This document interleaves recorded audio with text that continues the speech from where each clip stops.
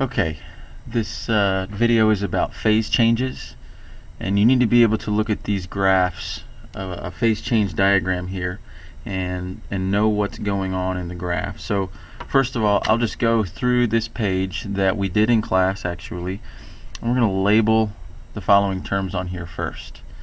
Up here at the top we have vaporization.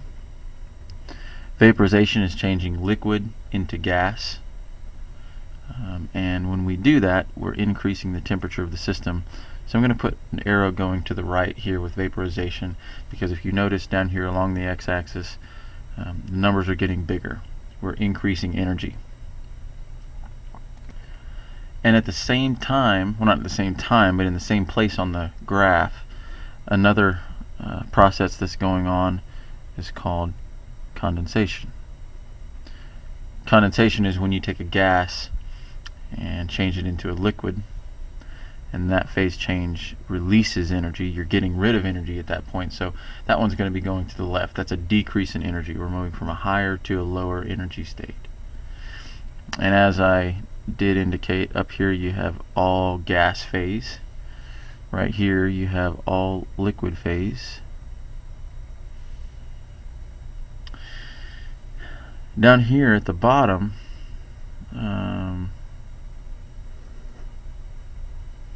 we have all solid phase, and then there's two other processes down here, melting and freezing.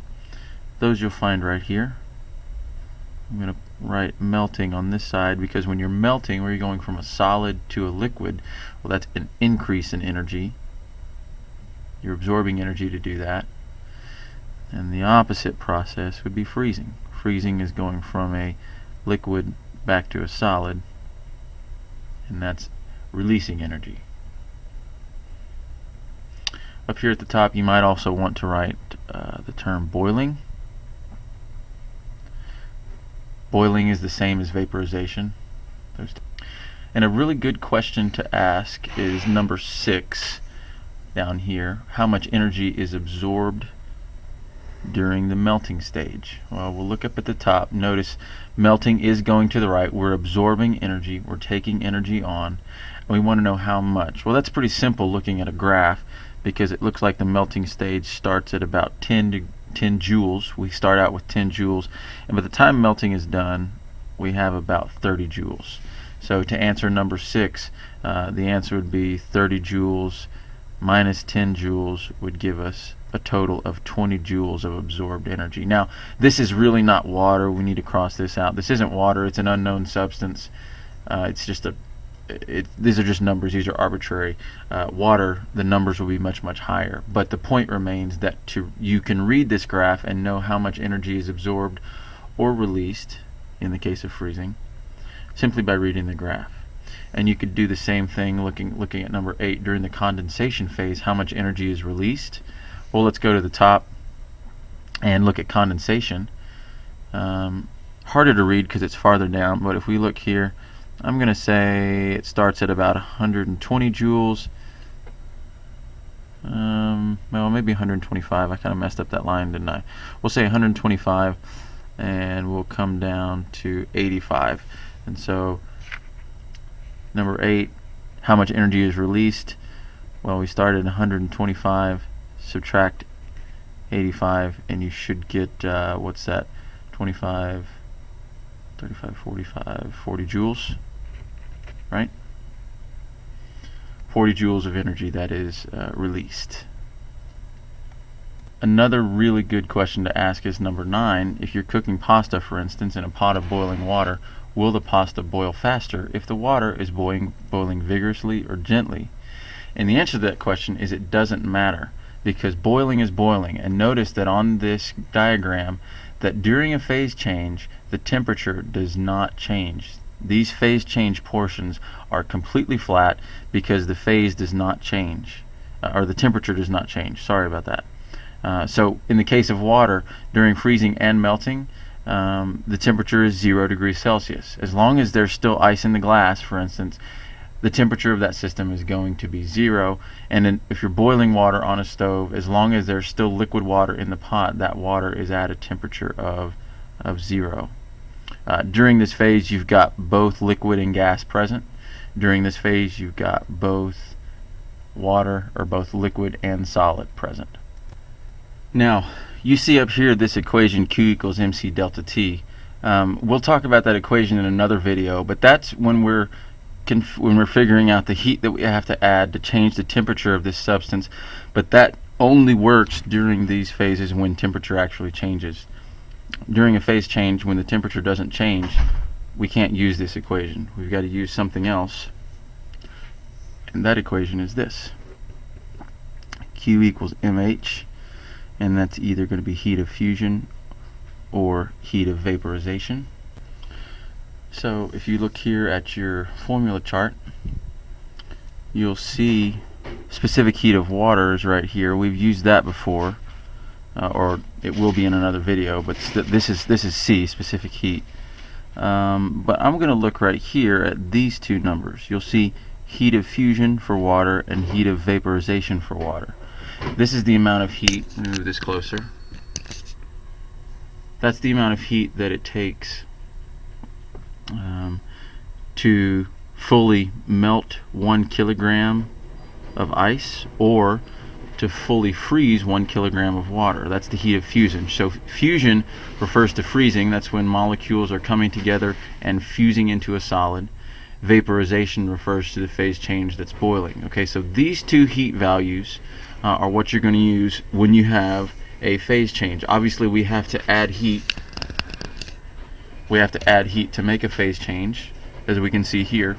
We can figure that out on the graph, but if we don't have a graph, we need to use this equation, which is actually also in your formula chart right here. Don't worry about these.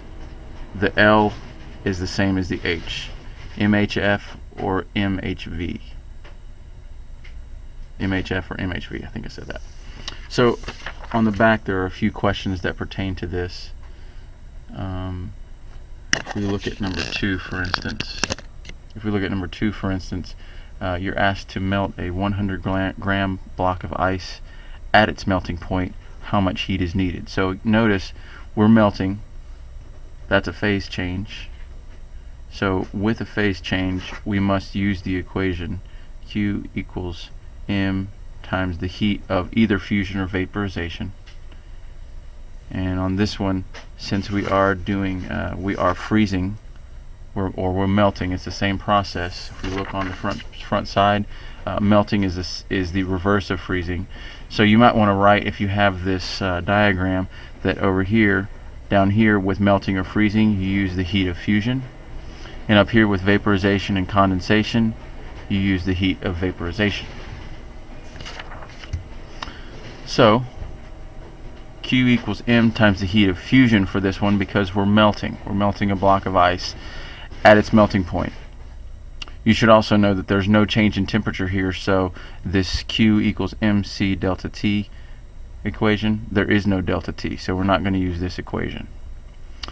Alright, you should look at 100 grams and say, that's not right, I need to put that in kilograms, and indeed you do. 0.1 kilograms is what that would be. That's our mass. So simply substitute in 0.1 for your mass, and the heat of fusion, again, you'll find on the equation chart, here it is, 3.33 times 10 to the 5th joules per kilogram. 3.33 times 10 to the 5th joules per kilogram. And if you calculate that out, you'll come out with 33,300 joules, which is the same thing as 33.3 kilojoules. Now you'll notice that the correct answer on this problem is 33.4. The reason is because whoever did this problem evidently used a more accurate heat of fusion for water. This is not quite as accurate, but it's fine for our purposes. Look at number 3 as well. How much heat is needed to change this much water at 100 degrees to steam? So this is also a phase change, and it's vaporization, so we're going to be using H sub V. It's vaporization because we're going water to steam, liquid to gas. Grams again, we got to change it to kilograms. The first thing I would do is change this to take it out of scientific notation. That's 300 grams, and that equals 0.3 kilograms. And then we'll do our formula. Q equals M times the heat of vaporization. Mass is 0.3. Heat of vaporization, look on your chart, is 2.26 times 10 to the 6th. 2.26 times 10 to the 6th power. Punch that in your calculator, and you will get 678,000 joules, which is the same thing as 678 kilojoules.